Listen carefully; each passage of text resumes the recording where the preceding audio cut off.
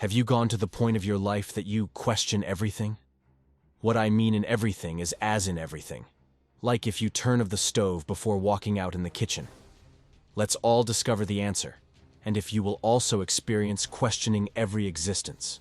Professor John Kaustler, an astrophysicist, a father and husband. Well, he is a husband before his wife leave this world through an accident. Or was it an accident?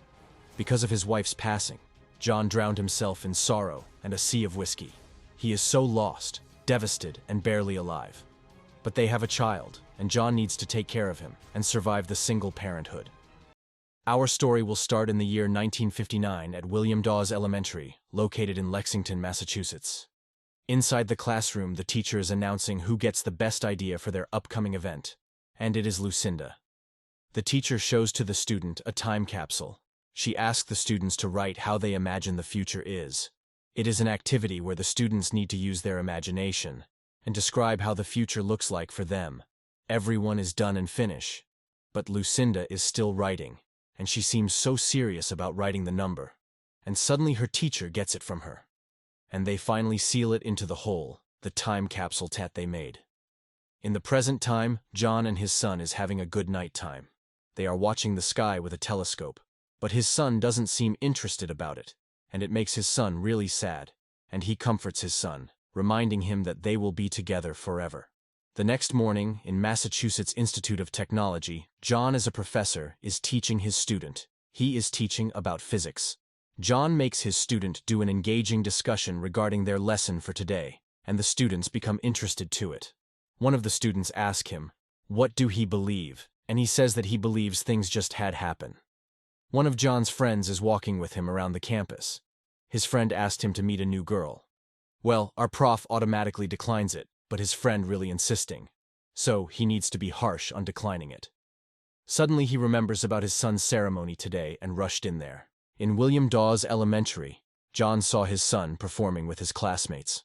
The program starts, and they will open the time capsule from 50 years ago, where Lucinda's letter, or should we say code, is included. The students are very interested on the letters from the past. When John's son, Caleb, gets the letter from Lucinda's time capsule, the kid opened it and seems confused because instead of letters, the one written on it are numbers. Caleb saw a man, but suddenly it disappeared.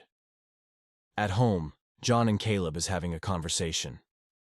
Caleb is trying to get his dad's permission for a sleepover. The kid told his father the activity they will be doing with his friends and his friend's father. And John answered he will think about it. That gives Caleb an assuming answer of no. John noticed that Caleb brings home the letter from time capsule. Caleb told his father that it might be a math puzzle or something like it to know the message. And yet John told his son to return it. While John is drinking his whiskey, he suddenly remembered about the paper full of numbers. He got curious and tries to analyze it. He wrote on the board the first 9 numbers. When he realized something, he searched it on the internet. From there it hits him. 9112996 means September 11th, 2001, where there are 2996 victims from an air crash of a terrorist attack. With that, he gets so serious, decoding the numbers. He write all the numbers in a whiteboard. When he's done, John tried to search each number. Every group of number he searches, there are tragic events that had happened.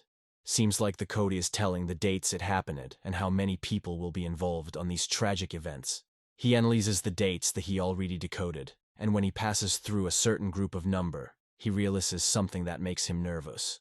The next day, he told his friend Phil from work about the things that he discovered from decoding the numbers. Phil does not seem to believe John. He thinks he's crazy. John gives to Phil the portfolio of tragic events he researched, and on the list, it includes the date of her wife's passing. The two got into heated argument, where Phil says something beyond the line that makes John walks out from the room. John goes to Miss Taylor. He asked her about Lucinda, the student who wrote those numbers. She confirms from Miss Taylor if that letter is really from Lucinda's handwriting, and the teacher agreed that it is really Lucinda's. John asked Miss Taylor if he can meet Lucinda. Unfortunately, Lucinda already passed away years ago. John is on his way to pick up his son. While on the road, his is suddenly stuck in the traffic jam. There's an accident in front, and unconsciously John realizes that the uncircled numbers from the codes are the location of the tragic event. Then he checks his current location, and then he remembered that this number is also on the letter. He double-checks it, and when he gets out from the to know what's happening outside, a crashing plane just landed, and he witnessed with his two own eyes how it crushed and exploded. He runs towards where the plane crashed and tried to save some people there, but he couldn't. Phil visited John on his house. He saw on the TV that John was there at the location of the airplane crashed.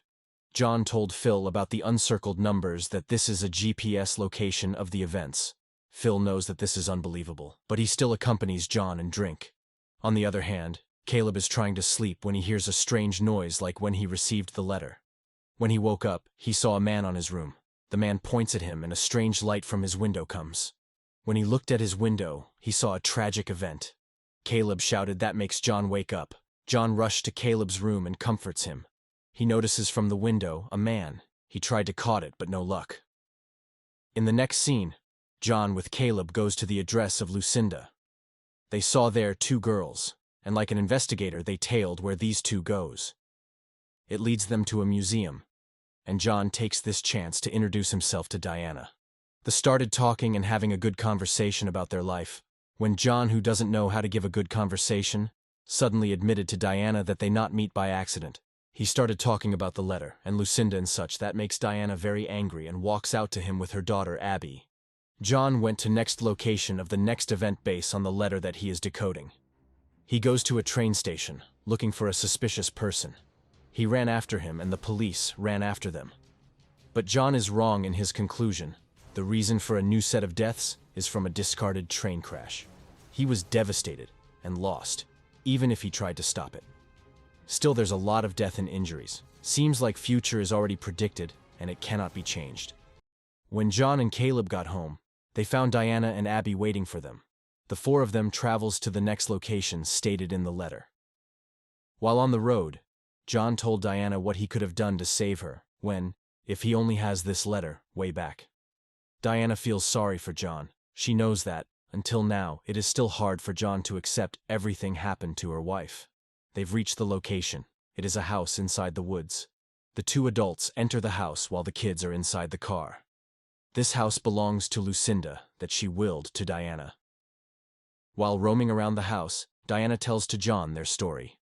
How they lived in that house, and why they left. They entered a room full of cut newspaper that has tragic event news on it. This news is from around the world. John noticed a strange picture on the wall. Diana told him that the same picture Lucinda used to stare at for hours without any reasons. They also enter in Lucinda's room. Suddenly John stepped on a stone that looks very same to the one that a strange man gave to Caleb. One day when his son is playing on their lawn, the Toe kids have woken up. They saw people coming on the car where they are. Abby and Caleb seem to be scared, and Caleb knows the drill. He blows the horn of the car. That makes John and Diana goes out from the house immediately. John asked Caleb what happened. Caleb told his father about those strange people. Abby, who understands what those people say, told her mother about it. And when John points the flashlight on the grass, he saw that very same man he run into. So John decided to get his revolver, give the keys on the Diane, and told her to lock the door of the car. John runs after the man, and when he caught him, he asked him what he needs from his son. And when the man turns around, it flashes a great amount of light that makes John almost blind. A worried mother to her daughter. That's what Diana is feeling for her daughter right now. She is scared that she might lose her. John, trying to comfort Caleb, he tries to make his son feel at ease. In the morning, when John is asking Abby, he saw that Abby is coloring the sun in the strange picture. It hits him. The last event that Lucinda might predicting is the sun's flare. That's why it doesn't have any location on it, and it has a code of EE. In Lucinda's house, they found under her bed that EE means everyone and everybody. John, Diana, Caleb, and Abby go to John's office. He told Phil about the study they are doing, and what he just realized about it. The sun will fire up, and it will lead to Earth's destruction. Phil feels so shocked. It seems like he is facing the end of the world. John told him to go home and have a good bonding with her wife before they will all face the tragic ending of the world. After knowing what might happen, John brings the four of them to their house. He instructed them to get water, clothes, and food that they can get from the house. They will be staying to an underground shelter, trying to escape the great explosion and destruction from the sun. What will happen is a natural disaster that anyone could not expect and might not survive. John does not know the purpose of him getting to know those predictions, because there's nothing he can about the ending of the world. John, for how many years, who does not talk to his family because they have different beliefs, called his dad. He warned them, told his dad to go underground as much as they can with all the supplies. But his dad, who is a pastor, told him that if it is his time, it is his time, and willingly to go wherever God will bring him. While on the phone, the line was cut, and there is no signal anymore. John goes back to Caleb's school. He is looking for the scratch on the door that Lucinda made when she was interrupted by her teacher.